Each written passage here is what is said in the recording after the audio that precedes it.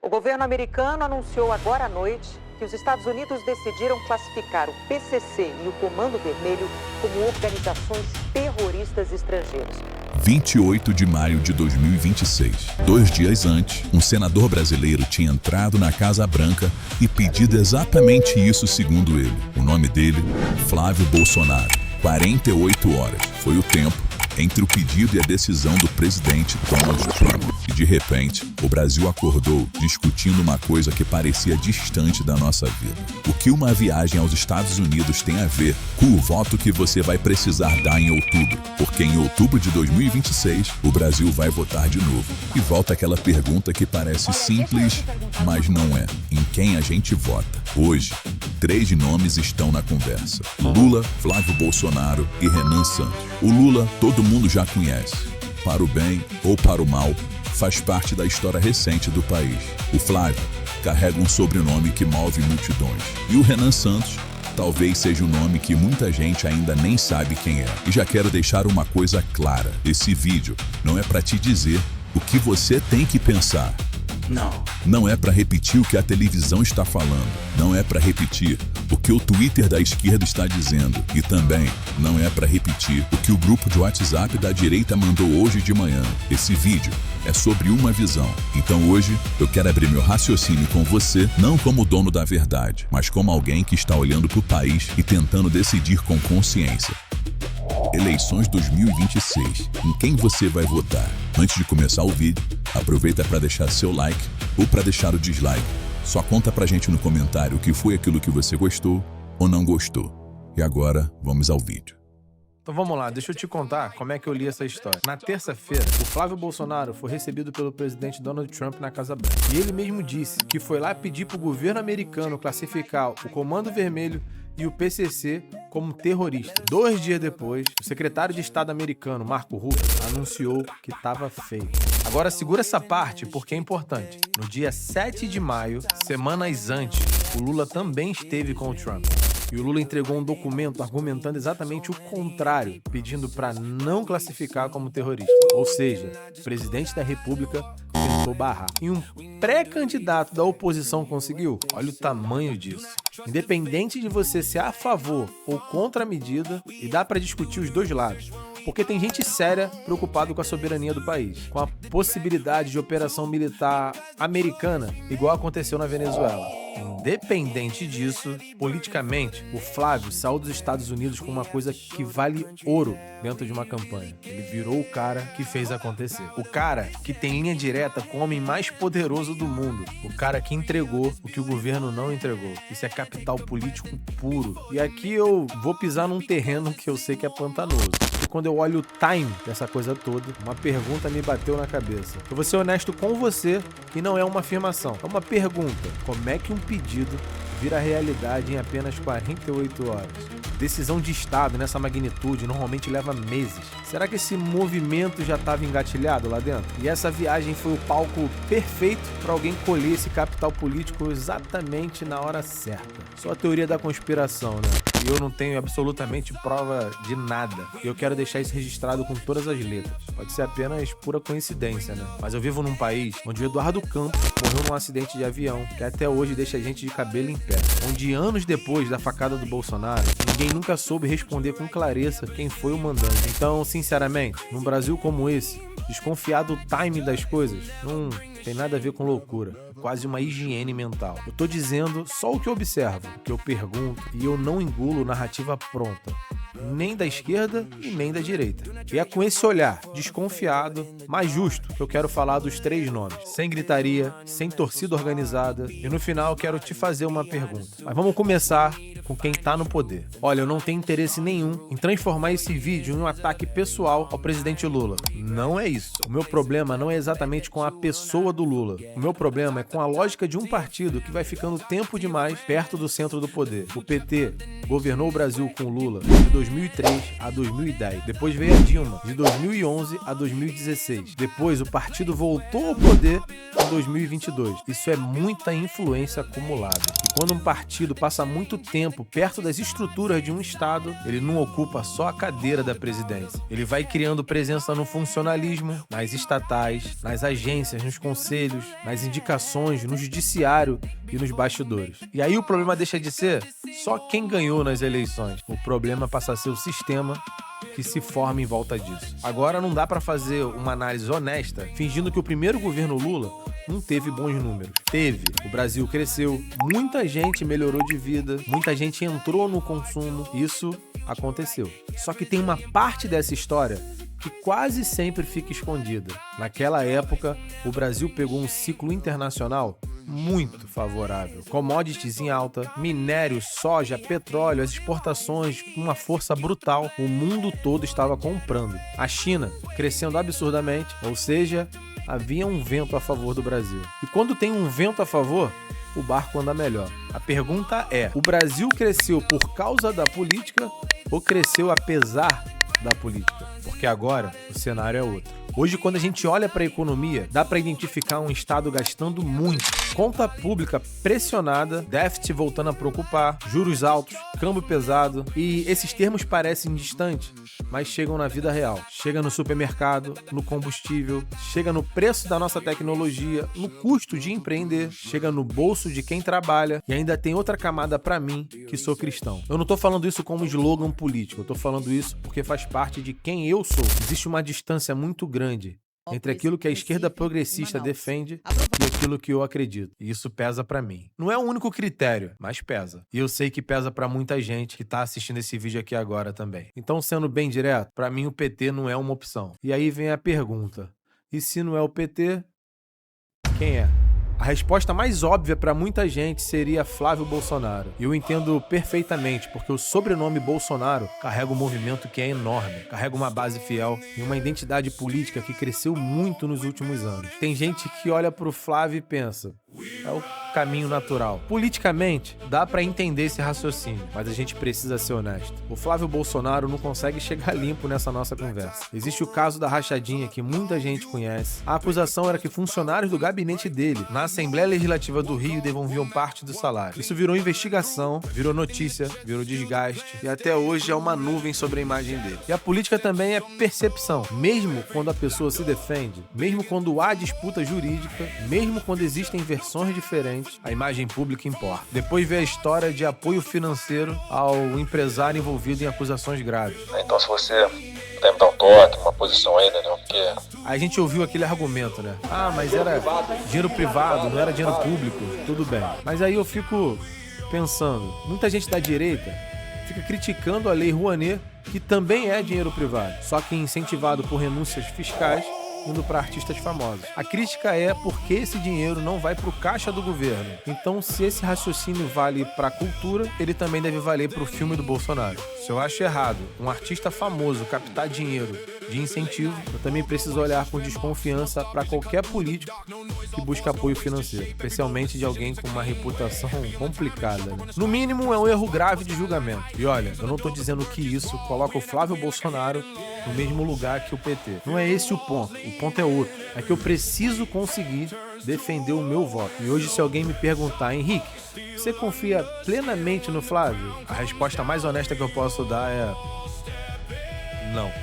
Tenho ressalvas, desconfortos e perguntas. Eu acho que fingir que isso não existe seria desonesto. Política não pode ser só escolher aquele que é o menos pior. Em algum momento a gente precisa perguntar: essa é a pessoa que vai trazer o futuro que eu escolho defender? E no caso do Flávio, eu ainda não tenho essa resposta fechada. E aí entra o terceiro nome, Renan Santos. Talvez você conheça, talvez já tenha visto algum corte, talvez já ouviu falar do MBL, ou talvez esteja ouvindo esse nome pela primeira vez como um presidenciável, como um candidato a presidente. O Renan é uma das lideranças do MBL, o Movimento Brasil Livre. É jovem e tem uma comunicação direta. Está tentando se colocar como alternativa para 2026. A primeira reação de muita gente é que ele não tem experiência política suficiente. Eu entendo essa crítica porque experiência importa. Mas deixa eu te falar uma coisa. No Brasil de hoje, não ter experiência política demais acaba virando um ponto positivo. Porque qual é a experiência que a gente mais vê na política brasileira? Sobreviver no sistema, negociar cargos, fazer alianças estranhas,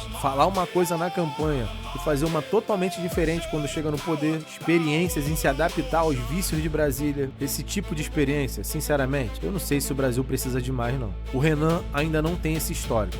E isso não quer dizer que o Renan seja um santo. Não quer dizer que ele seja imune ao sistema. Não quer dizer que se ele chegar lá, tudo vai dar certo. Mas, por enquanto, o fato de ele não carregar décadas de Brasília nas costas tá jogando a favor dele. E tem um outro ponto que me chamou a atenção. Entre esses três, o Renan foi o único que tentou apresentar algo parecido com um plano. Não é só frase bonita ou algo como vamos lá, vamos fazer o Brasil crescer. É uma visão mais organizada, com diagnóstico, áreas de foco, com prioridades. E isso no Brasil já é quase uma raridade. Porque a gente acabou se acostumando com aqueles candidatos que falam bonito, mas não explicam o caminho. E eu não quero alguém que diga somente, eu amo o Brasil. Eu quero alguém que consiga responder. Tá bom, e agora? Qual é o plano?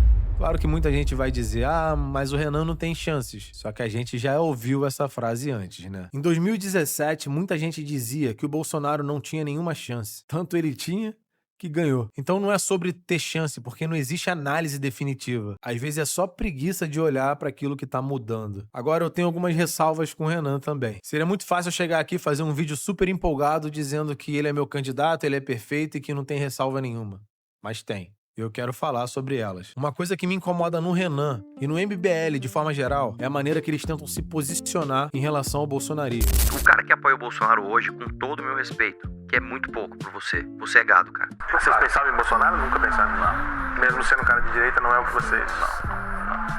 Eu entendo que eles queiram e até mesmo tenham uma identidade própria. Eu entendo que eles estão querendo dizer, nós não somos Bolsonaro, mas existe uma linha muito fina entre ter identidade própria e parecer que você está tentando se afastar demais de uma base que ajudou a construir o campo político que vocês estão pisando. E aqui entra um nome muito importante, Olavo de Carvalho. Para quem não sabe, o Olavo foi escritor, filósofo, professor, polemista e teve uma influência enorme na formação de uma direita intelectual em todo o Brasil. Antes do Bolsonaro se tornar um fenômeno nacional, tinha muita gente lendo Olavo. Muita gente foi apresentado a ideias conservadoras por meio dele. Muita gente começou a olhar para política, cultura, imprensa, universidade e esquerda de uma maneira completamente diferente por causa dele. Você pode gostar ou não gostar do Olavo. Pode concordar ou discordar. Pode até achar que ele acertou muito ou até mesmo errou muito. Mas apagar a influência dele é impossível.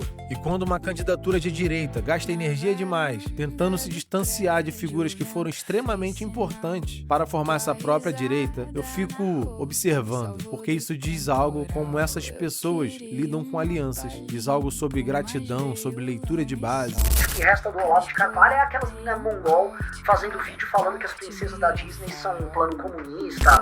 Mas o Olavo dizia coisas absurdas. Pode até ser, porque eu não tô aqui pra defender todas as frases dele. Não é esse o meu ponto. O ponto é que a pessoa não pode ser avaliada sempre pela frase mais polêmica que ele falou. A gente precisa olhar pra contribuição inteira. A gente não pode julgar um sapo pela capacidade dele de subir em árvore. O sapo não sobe em árvore. Com o Olavo, pra mim, é muito parecido. Ele teve contradições? Teve. Teve exageros? Provavelmente. Mas também teve uma contribuição real para uma direita brasileira mais consciente. E isso precisa ser reconhecido. Agora, isso é importante.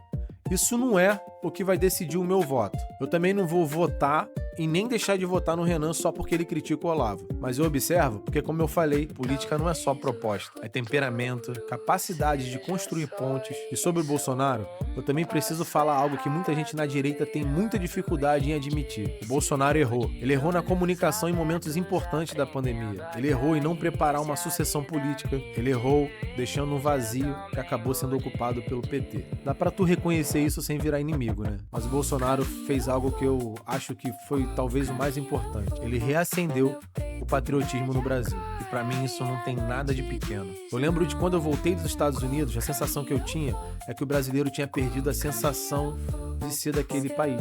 Como se a bandeira fosse só um símbolo de Copa do Mundo. E o movimento bolsonarista mudou isso. Botou a bandeira na rua. Fez muita gente dizer sem vergonha alguma, eu amo o Brasil. Isso tem valor histórico, cultural e emocional. O MBL teve importância em protestos, em fiscalização, em pautas públicas, mas esse sentimento patriótico de massa Do jeito que eu vejo, ele veio muito mais do movimento bolsonarista.